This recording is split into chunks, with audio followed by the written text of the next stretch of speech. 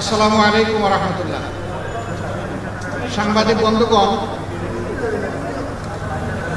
আপনারা নিশ্চয়ই অবহিত আছেন যে গত কয়েকদিন ধরে বাংলাদেশে কিছুটা অস্বাভাবিক অবস্থা বিরাজ করছিল। তারই ধারাবাহিকতায় গত পরশুদিন অর্থাৎ বৃহস্পতিবারে উপদেষ্টা পরিষদের একটা বৈঠক হয়। সেই বৈঠক থেকে প্রধান উপদেষ্টা তিনি একটা মেসেজ জাতিকে দিতে চেয়েছিলেন, তিনি সেটা দেননি। কিন্তু এই কথাটা খুব দ্রুত সমাজের সব দিকে ছড়িয়ে পড়ে, যার কারণে সমাজে একটা অনিশ্চয়তা, আশঙ্কা, আতঙ্ক দেখা দেয়। আমরা সেই দিনই বিষয়গুলোকে হিসাবে নিয়েছি, নোটিশে নিয়েছি। একই সময়ে একজন রাজনৈতিক নেতা তার জনপ্রতিনিধিত্বের একটা দাবি নিয়ে তিনি একটা অবস্থান নিয়েছিলেন। আবার আরেকটা গুরুত্বপূর্ণ জায়গায় আরেকটা দাবিতে আরেক দল অবস্থান নিয়েছিলেন। এই সব কিছু প্রধান উপদেষ্টার জন্য কিছুটা কষ্টের, কিছুটা বিরক্তির ছিল, যার কারণে তিনি তার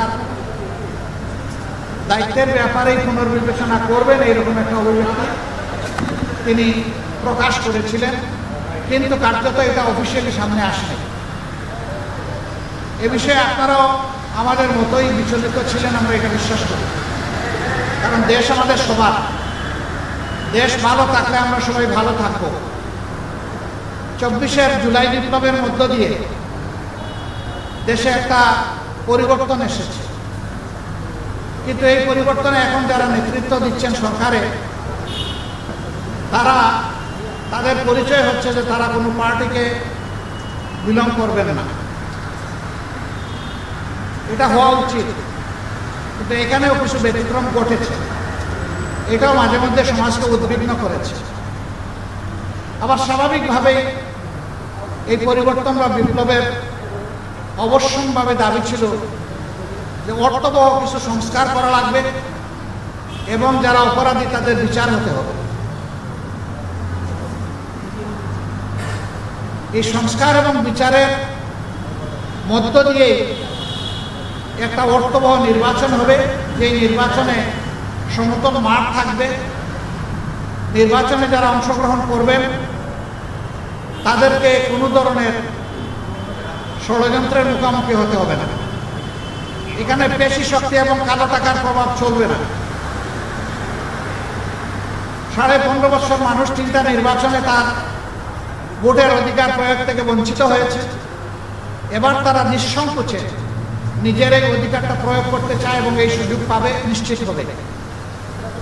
এটি হচ্ছে জনগণের দাবি। প্রধান উপদেষ্টা ইতিমধ্যে কয়েকবার তিনি বলেছেন নির্বাচন তিনি দিতে চান এই বছরের ডিসেম্বর থেকে শুরু করে আগামী বছরের জুনের মধ্যবর্তী কোনো এক সময়। কিন্তু তিনি সুনির্দিষ্ট কোনো রোডম্যাপ দেন, কোনো মাস, সপ্তাহ তিনি ঘোষণা করেন না। এটাকে কেন্দ্র করে বিভিন্ন ধরনের দাবি এই নির্বাচনের রোডম্যাপের ব্যাপারে আছে। আমাদেরও কিছু রিকমেন্ডেশন ছিল, আমরা তার প্রতি সম্মান রেখেই বলেছিলাম যে দায়িত্ব আমরা সবাই মিলে তাকে দিয়েছি, তিনি চেয়ে নেন এবং তিনি দলের পক্ষ থেকেও নির্বাচিত কোনো দায়িত্বশীল নেতা নন, বরঞ্চ তিনি জনগণের ঐক্যমতের ভিত্তিতে এই জায়গাটায় একটা গুরুবার তিনি গ্রহণ করেছেন। তাকে আমরা তার সম্মান বজায় রেখে দেশের স্বার্থটা তিনি দেখবেন, সেটা আমরা সবসময় বলে আসছি। আমরা আজকে ওই ব্যাপারে কথা বলেছি। আমরা বলেছি দুইটা বিষয় স্পষ্ট করা দরকার। একটা, নির্বাচনটা কখন হবে, আপনি যে সময়সীমা দিয়েছেন এর ভিতরেই জনগণের কোনো ধরনের বড় ভোগান্তি না হয়ে একটা কমফোর্টেবল টাইমে এই নির্বাচনটা হওয়া উচিত আমরা মনে করি। আর 2 নম্বর আমরা বলেছি এই নির্বাচনের আগে অবশ্যই সংস্কার এবং দৃশ্যমান বিচারের কিছু প্রক্রিয়া জনগণের সামনে আসতে হবে। সংস্কার শেষ না করে যদি কোনো নির্বাচন হয়, এই নির্বাচনে জনগণ তাদের প্রত্যাশা পূরণ করতে পারবে না। আবার সব সংস্কার এই সরকারের পক্ষে করা সম্ভব না। মাত্র 5টা সুনির্দিষ্ট বিষয়ে তারা হাত দিয়েছে, এতটুকু নিষ্পত্তি হওয়া উচিত সন্তোষজনকভাবে। এর পাশাপাশি এখানে জুলাই প্রক্লেমেশনের ব্যাপার স্যাপার আছে, এগুলো সংস্কারের সাথে জড়িত। তো অনেক দলের দাবি দেওয়ার মধ্যেও কিছু ভিন্নতা আছে, এটা থাকবে। দল যেহেতু আলাদা, মতেরও ভিন্নতা থাকবে, এটাই স্বাভাবিক। গণতন্ত্রের সৌন্দর্য হচ্ছে আমার মতটি আমি প্রকাশ করব, আরেকজনের মতের প্রতি আমি শ্রদ্ধা দেখাব। আমি কারো মতকে তুচ্ছ জ্ঞান করবো না, উপহাস করবো না, এবং কাউকে অপমানিত করবো না। কিন্তু আনফর্চুনেটলি এই সীমা আমরা অনেকেই রক্ষা করে চলতে পারি না, আমাদের পারা উচিত। গণতন্ত্রের স্লোগান হচ্ছে let us agree to disagree. আসো আমরা এক হই যে আমাদের ভিন্ন মত প্রকাশ করার অবকাশ আছে, সুযোগ আছে। এই থিওরির উপর আমাদের সকলকে আসতে হবে। আমরা বিশ্বাস করি সমস্ত দলই দেশকে ভালোবাসে। ভালোবাসার জায়গা থেকে দায়িত্ববোধের পরিচয় দিয়ে আমরা সবাই যদি এগিয়ে আসি এবং আমরা যদি সংস্কার প্রক্রিয়াকে অর্থবহ সহযোগিতা করি, তাহলে একটা অর্থবহ সংস্কারের মধ্য দিয়ে একটা অর্থবহ নির্বাচন নিশ্চিত হতে পারে ইনশাআল্লাহ। আমরা সেই দিনটির অপেক্ষায় আছি। সমাজে যে অস্থিরতা দেখা দিয়েছিল, এই বিষয়টাকে কেন্দ্র করে প্লাস বিভিন্ন ব্লকেটকে কেন্দ্র করে আপাত দৃষ্টিতে তা কিছুটা কেটেছে। আমরা এর স্থায়ী নিষ্পত্তি চাই এবং আমরা মনে করি যে 2টা রোডম্যাপ ঘোষণা করলেই তার অনেকটাই সমাধান হয়ে যাবে। একটা হচ্ছে সংস্কারের রোডম্যাপ, আর একটা হচ্ছে নির্বাচনের রোডম্যাপ। এই দুইটাই অতীব গুরুত্বপূর্ণ বলে আমরা মনে করি। আপনারা আজকে এখানে এসেছেন, আপনারা ইতিমধ্যে বিএনপির বন্ধুরা এসেছেন, তাদের কথা আপনারা শুনেছেন, আমাদের কথা আপনারা ধৈর্য ধরে শুনলেন। এই জন্য আমরা আমাদের পক্ষ থেকে আপনাদের প্রতি কৃতজ্ঞতা জানাই এবং ধন্যবাদ জ্ঞাপন করি। আপনাদের সাথে আমাদের আরও অনেক দেখা হবে, কথা হবে ইনশাআল্লাহ। আজকে আরও হয়তো আপনারা কথা শুনবেন, আরেকটা দল তারা ঢুকেছেন, তারাও বের হলে তারা তাদের কথা বলবেন। আমরা দেশকে আমাদের ভালোবাসার জায়গা থেকে, বিবেকের দায়বোধের জায়গা থেকে যেটা উত্তম মনে করি, সেই ব্যাপারে কাজ করতে আমরা দৃঢ় প্রতিজ্ঞ। ন্যায় এবং সত্যের পথে আমরা অবিচল থাকব। দেশের স্বার্থটাকে আমরা বড় করে দেখবো, এটাই হচ্ছে আমাদের অঙ্গীকার। আপনাদের সবাইকে ধন্যবাদ।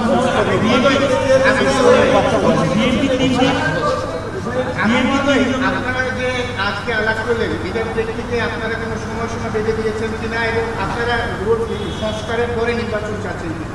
হ্যাঁ, অবশ্যই সংস্কারের পরে সবাই নির্বাচন চায়। আমরা ক্ষমতায় যায়, তাহলে তারা সংস্কার কন্টিনিউ করবে এবং আওয়ামী লীগের বিচার কন্টিনিউ করবে। আপনারা কি এটা বিএনপি কখনো কখনো বললে, তারা কিন্তু বারবার এখনো বলছে যে আমরা সংস্কারের বিরোধী নই, তবে নির্বাচনের রোডম্যাপটা আমরা চাই সুনির্দিষ্টভাবে। সেটা তো আমরাও চাই, কিন্তু আমরা কোনো সময় বেঁধে দিইনি। আমরা কমফোর্টেবল 2টা টাইম আপনাদের মাধ্যমে এই জাতিকে জানিয়েছি। যদি সংস্কার শেষ হয়ে যায় তাহলে ফেব্রুয়ারির মধ্যভাগে এটা হতে পারে, আর যদি সংস্কারের ভিতরে শেষ না হয় আরেকটু সময় লাগে, এরপরেই যে রোজা শুরু হয়ে যাবে, রোজার পর হতে হবে।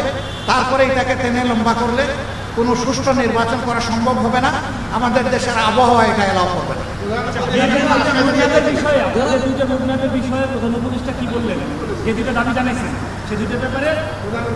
তিনি গভীর মনোযোগ সহকারে শুনেছেন এবং আমাদের এটা আস্থা হয়েছে যে তিনি বিষয়টাকে ইতিবাচকভাবে নিয়েছেন।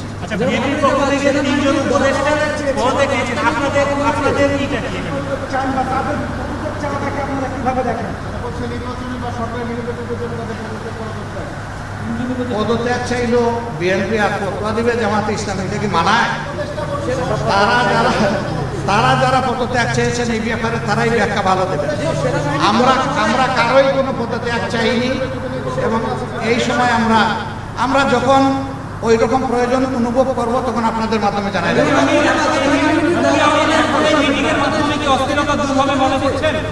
এই যে অস্থিরতার অবস্থা বিরাজ করছে, আমরা আশাবাদী পুরাটাই দূর হবে ইনশাআল্লাহ। আরেকটা বিষয় স্পষ্ট, সেটা হচ্ছে আজকে প্রধান উপদেষ্টা আপনাদের দেখেছিলেন, আপনারা আসেন নাই, আপনারা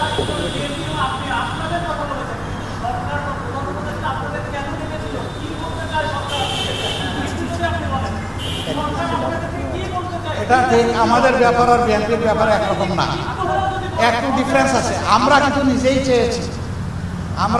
চেয়েছি এবং টাইপটা ফিক্স আপ হয়েছে। কালকে আপনারা সংবাদ মাধ্যমে এটা অলরেডি জানতে পেরেছেন। হ্যাঁ, সেটা আমি পরে আসছি। ওনার দাওয়াত আমরা পেয়েছি, এটা অস্বীকার করবো না, কিন্তু এর আগে আমরাই চেয়েছি এবং আমাদের চাওয়ার প্রেক্ষিতেই আজকে সন্ধ্যা 6টায় এই সময়টা নির্ধারিত হয়েছিল। আমাদের অন্য একটা দলীয় কর্মসূচি থাকার কারণে আমরাই চেয়েছিলাম যে আমাদেরকে আরও 2 ঘন্টা পিছিয়ে দেওয়া হোক।